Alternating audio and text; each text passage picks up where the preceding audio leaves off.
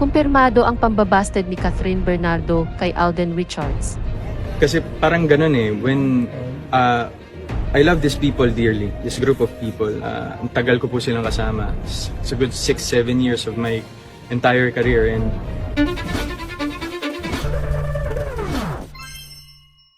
Narito ang katotohanan sa diumano'y pambabasted ni Catherine Bernardo kay Alden Richards.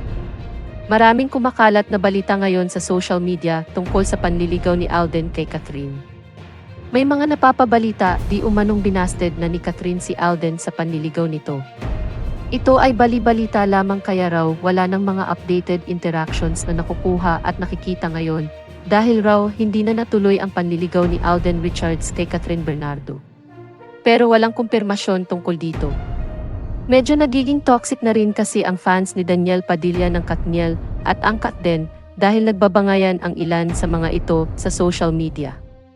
Nagpaparinigan at nagbabardagulan ang mga ito na nagdudulot ng mas matinding tensyon sa pagitan ng dalawang fandom. Ayon sa ilang ulat, sinubukan umano ni Alden Richards na ligawan si Catherine Bernardo matapos nilang magkasama sa isang proyekto. Maraming fans ang natuwa at umasa na maaaring magkaroon ng bagong tambalan. Subalit, ayon sa mga balita, hindi naging matagumpay ang panliligaw ni Alden. Marami ang nagsasabi na si Catherine mismo ang nagdesisyon na manatili lamang silang magkaibigan. Dahil dito, maraming fans ang nalungkot at nadismaya.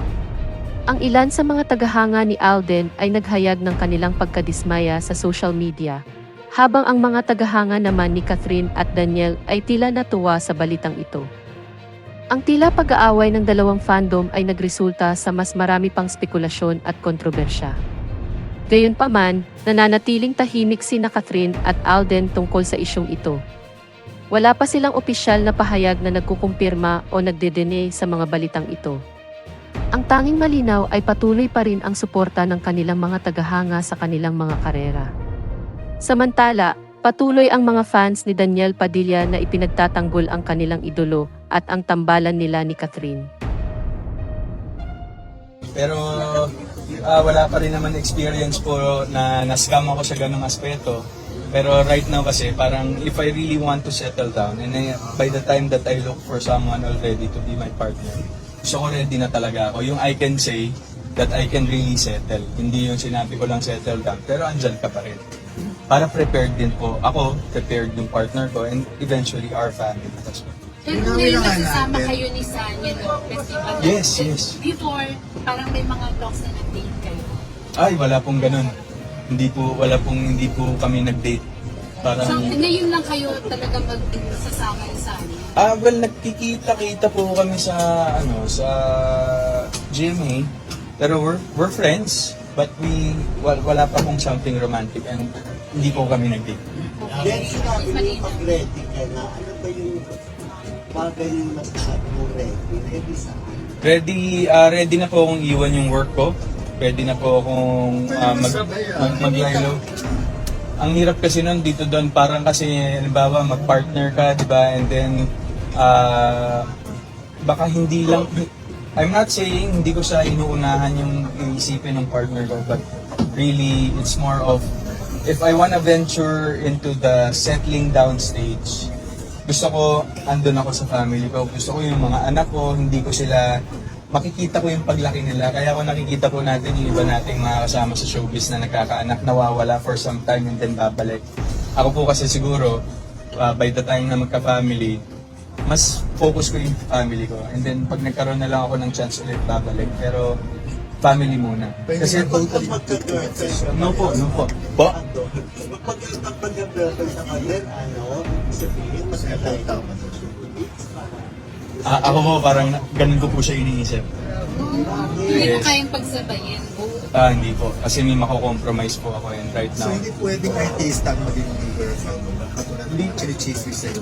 Ay, hindi ko naman po masabi ito doon eh. Parang ako ayoko siyang pangunahan. And ayoko rin sabihin na ayoko ng showbiz, ayoko ng non-showbiz. Come what may po. So far yung come what may naman po sa akin nag-work eh. Kaya hintayin ko na lang po. Umaasa sila na magpapatuloy ang Katniel Love Team at hindi mababahiran ng anumang kontrobersya. Sa kabila ng lahat ng ito, nananatiling matatag ang karera ni Catherine Bernardo at Alden Richards. Patuloy silang nagbibigay ng inspirasyon at kasiyahan sa kanilang mga tagahanga at hindi nagpapadala sa mga negatibong issue at intriga. Ang isyong ito ay isang patunay na ang mundo ng showbiz ay puno ng intriga at kontrobersya. Ngunit sa kabila ng lahat, ang tunay na talento at dedikasyon ang magdadala sa mga artista sa rurok ng tagumpay. Pagsasabong ng fans, Kathniel versus Kathden.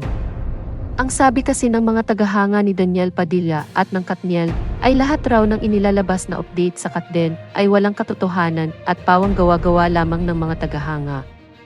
Ayon pa sa kanila, edited lamang daw lahat ng mga inilalabas na larawan at mga litrato ni Catherine Bernardo at Alden Richards.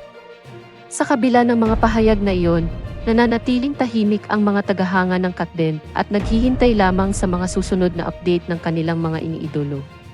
Patuloy silang binabalikan ang mga dating litrato at video ng dalawa at sabay-sabay pa rin kinikilig tuwing nakikita ang mga ito.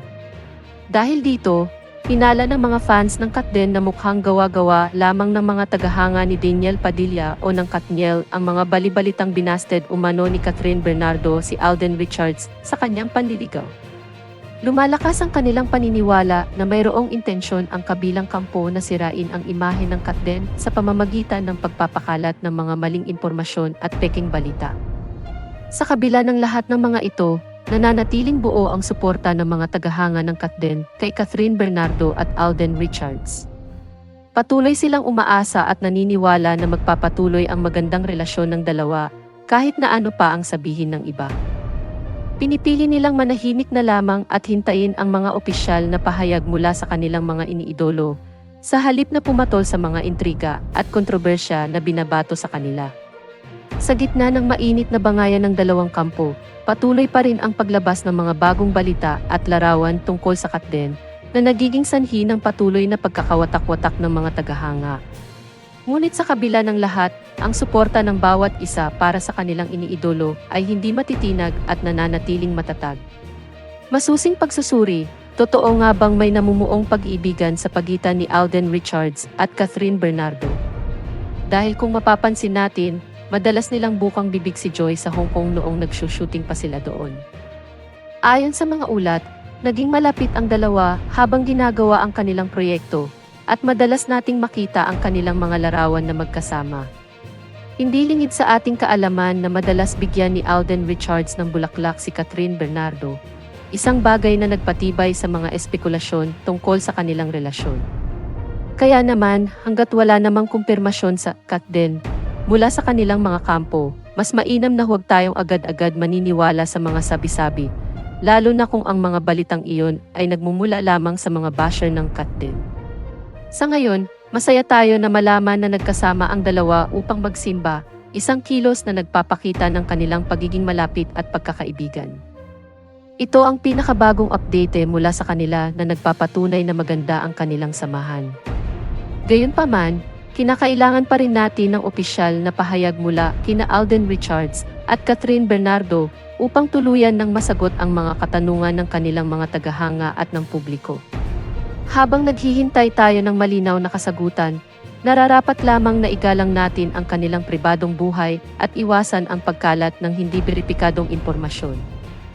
Kathden, patuloy na inaabangan ang paparating na mga update sa kanilang bagong proyekto.